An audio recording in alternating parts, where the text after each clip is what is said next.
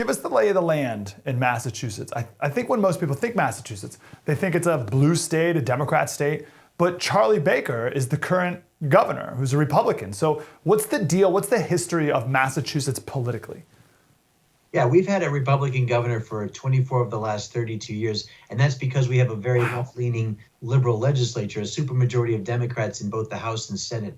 I served in the state legislature for 8 years as a representative for 3 towns in the South Shore area. I got into politics at 40 years old. I'd never run for office before, and I won that legislative seat in 2010 when we had a wave year. We doubled the number of Republicans from 16 to 32 in the House, but there's 160 in the House, so you can see what we're up against.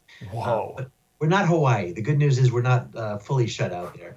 The fact of the matter is, though, that there are moderate Democrats, and I dare to say that, the Reagan Democrats that still serve in office are trying to hold on, but unfortunately, the progressive liberals in Massachusetts are trying to knock those folks out. Ayanna Pressley beat Mike Capuano as Congresswoman, and that was sort of beginning of the shift towards a much more socialist progressive agenda on Beacon Hill. And so now they've got a tax this year on the ballot question to increase the income tax to 4% additional for anybody who makes over $1 million.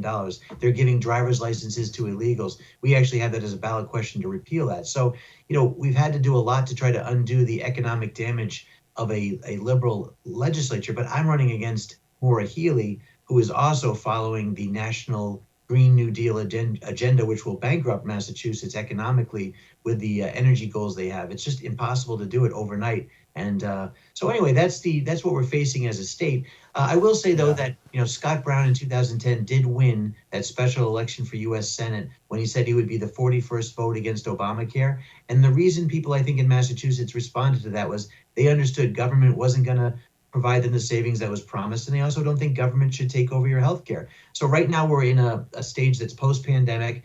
I'm against the vaccine mandates. A lot of state workers were fired because of that. And I think that the independents now are seeing that a Republican as a check to the basically to the legislature is important to have.